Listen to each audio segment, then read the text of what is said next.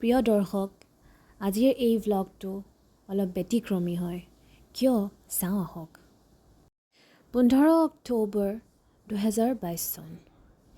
এই দিনটোত অসমৰ গুৱাহাটীত এজন আন্তঃৰাষ্ট্ৰীয় খ্যাতিসম্পন্ন লেখক, প্ৰাক্তন আন্তঃৰাষ্ট্ৰীয় প্ৰশাসনিক বিষয়া, এজন ডক্টৰেট, এজন কূটনীতিক আৰু এজন ৰাজনৈতিক বৌদ্ধিক ব্যক্তি ডক্টৰ শশী থাৰুৰ উপস্থিত হৈছিলেহি। তেওঁক আদৰণি জনাবলৈ ৰৈ থকা ব্যক্তিসকলৰ মাজত ৰৈ আছিল মোৰ আব্বাও। উপভোগ কৰক এই ভ্লগটো। Dear viewers, today's vlog is quite unique. On 15th of October 2022, a brilliant Indian writer, international former civil servant, diplomat, and a political intellectual, Dr. Shashi Tharoor, arrived at Guwahati Assam. বিভিন্ন ৰাজনৈতিক নেতা আৰু জনসাধাৰণে তেওঁক আদৰণি জনাবলৈ ৰখি আছিল। তেওঁ ইংৰাজী ভাষাত বহুতো কিতাপ লিখিছে। He has written many books in English. Nehru, a biography, Shadows Across the Playing Field, The $5 Smile and Other Stories, The New World Disorder and the Indian Imperative, etc. are some of his internationally acclaimed books. ইত্যাদি হৈছে তেখেতে লিখা আন্তঃৰাষ্ট্ৰীয় মান্যতা লাভ কৰা কিছুমান কিতাপ। এয়া সন্মুখত ডক্টৰ শশী থাৰুৰ। সঁচাকৈ এটি মনোমোহা দৃশ্য, কাৰণ এনে এজন ব্যক্তিত্বক ইমান ওচৰৰ পৰা দেখিবলৈ পোৱাটো এটি সৌভাগ্যৰ কথা, আৰু আপোনালোকক দেখুৱাবলৈ পায়ো মোৰ খুবেই ভাল লাগিছে।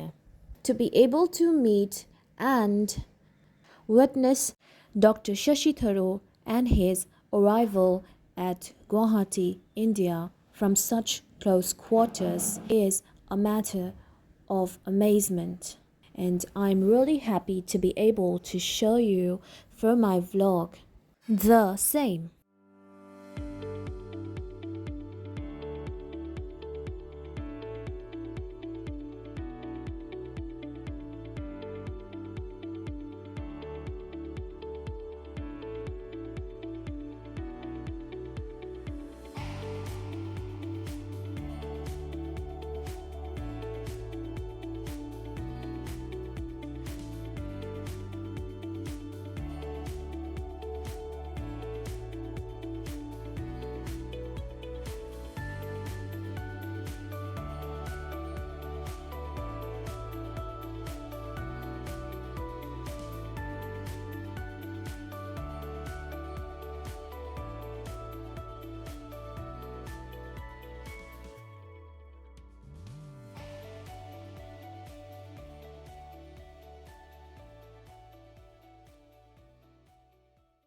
শেষত এখন ফটো দেখুৱাইছোঁ য'ত ডক্টৰ শশী থাৰুৰ আৰু ৰাজনৈতিক নেতাৰ সৈতে মোৰ আব্বাও বহি আছে।